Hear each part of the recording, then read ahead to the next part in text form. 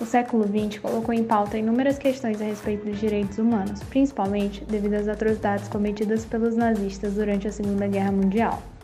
Esses direitos, segundo a Paula Piovesan, transcendem e extrapolam o domínio reservado do Estado ou a competência nacional exclusiva, garantindo assim os direitos e as liberdades, tornando possível que denúncias existam caso os mesmos sejam desrespeitados. Os direitos humanos surgiram em meio às grandes escolas jurídicas, a naturalista e a positivista.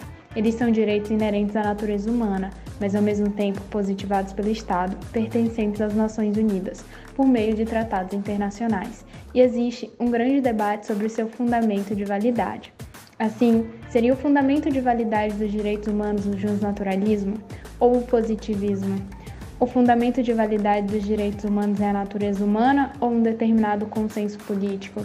Diante dessas questões, a hipótese apresentada sugere que o real fundamento dos direitos humanos é o consenso político por meio da noção de natureza ou família humana. Portanto, grande vontade de universalizar as garantias dos direitos humanos para além dos limites territoriais, e para isso foi apresentada a validade universal das garantias de direitos e liberdades fundamentais, calcada na ideia de inerência da dignidade humana. Nesse sentido, é necessário entender o que é justnaturalismo e justpositivismo para tecer argumentos acerca dos direitos humanos. O justnaturalismo é uma doutrina que assume como fundamento jurídico o direito natural, que considera existir uma lei universal, eterna e imutável, inerente a qualquer pessoa. Esse pensamento esteve presente, através das antíteses, na Antiguidade, com discussões entre natureza e normas, na Idade Média, com o direito divino e humano, e na modernidade, entre o direito positivo e a razão humana. A concepção justnaturalista é dividida em 3 vertentes, sendo a primeira, a teológica, que desenvolveu-se principalmente na Idade Média, acreditando que o homem deveria não apenas obedecer às leis criadas por humanos, mas também às consideradas divinas, sendo um de seus defensores o filósofo teólogo Tomás de Aquino. A segunda, racionalista, que ganhou ascensão no século XVII, com o advento do Iluminismo. Por fim, o justnaturalismo naturalista, que busca fundar o direito natural na natureza do próprio universo. Neste sentido, o fundamento da teoria justnaturalista considera que a lei só é válida se for justa. Por causa disso, essa doutrina é muito criticada, sendo um de seus críticos o pensador Alf Ross, que compara a concepção justnaturalista a uma prostituta, por estar à disposição de todos, fundamentada pela apreensão direta de cada um, o que torna subjetiva e arbitrária.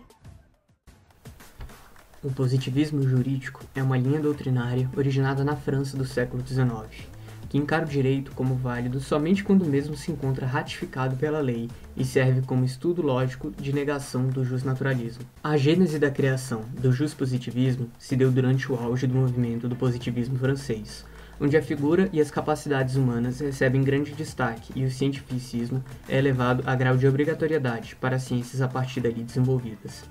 O direito, não podendo se distanciar de um teor lógico e analítico, herda deste movimento várias características que dão gênese à ramificação de estudos do positivismo jurídico, o método dominante na maioria das constituições. O fator que garantiu tamanha temporalidade à doutrina foi o relacionamento do direito ao fato social, uma interligação do jurídico com a realidade para elaboração legal eficiente e condizente com a realidade, capaz de um morfismo constante, naturalmente atualizando, incidindo sobre as áreas de necessidade. Tendo percebido as grandes alterações que o campo sofreu no decorrer do tempo, alguns pesquisadores tiveram um extenso trabalho de definir e qualificar o positivismo jurídico, bem como organizar posteriores estudos do tema. Dentre esses pesquisadores destacam-se Norberto Bobbio e Evert Hort. Nesse âmbito, Norberto foi fulcral para o campo ao separar a classificação do positivismo jurídico em ideológico, teórico e metodológico conceitual. O campo ideológico é incumbido de defender a aplicação do direito independentemente da moral. O simples fato de ser direito encontra em si a razão de seus fatos. Já obstante, o positivismo teórico pensa que o amparo da lei deve ser, assim como o ideológico, nas leis, mas não somente nessas, sendo então a interpretação e análise de casos prévios importante para ferir a justiça. Por fim, o positivismo metodológico foi aquele que negava a atribuição de valores morais para o direito, pois o mesmo deveria ser elaborado de forma somente empírica, ou seja, com validações reais dos fatos. Esse que veio a ser o método mais adotado e tem como principal contribuidor o estudioso Hans Kelsen. Concomitantemente, Herbert Hart teoriza sobre o que vinha a ser o direito, descobrindo nessa busca duas características importantes. É geral porque tem como foco definir qualquer ordenamento jurídico que esteja vigente e é descritiva, uma vez que tem como objetivo explicar a estrutura do direito e o seu funcionamento. Hart vê nas leis uma forma de cumprimento de valores morais essenciais, ou seja, a exclusão de comportamentos morais indiscutivelmente inaceitáveis. Bom, antes de falar dos conceitos referentes aos direitos humanos, precisamos falar de sua história. Pois já dizia Hannah Arendt, né, gente? Os direitos humanos, eles não são um dado, eles são construídos. Uma invenção humana que está sempre ali num processo constante de construção e reconstrução. E foi partindo dessa premissa, dessa negação da pessoa como valor de fonte do direito, que Hannah Arendt mais uma vez ganha notoriedade ao adotar a terminologia certeira de as pessoas merecem ter direitos e muito bem a condição atual do indivíduo como sujeito social na sociedade. Assim sendo, os direitos humanos passaram a ser aqueles direitos considerados elementares, sem os quais não somos capazes de sobreviver, desenvolver, isto é, são as condições de ordem básica para se ter uma vida com um mínimo de dignidade, condição básica de vida, não apenas pela cidadania, não motivada pela cidadania ou pelo território no qual a pessoa se encontra, mas pelo simples fato dela ser humano e dela necessitar de condições básicas de sobrevivência. Dessa forma, analisadas as questões e teorias apresentadas, com finalidade de estabelecer qual o fundamento dos direitos humanos contemporâneo, acordado no período pós-guerra, é exposta a disputa teórica do justnaturalismo e do positivismo, no qual tem-se o embate se estes são validados pela natureza humana ou por um consenso político dos Estados. A princípio, é elaborada a tese de que os direitos naturais são validados por um consenso político.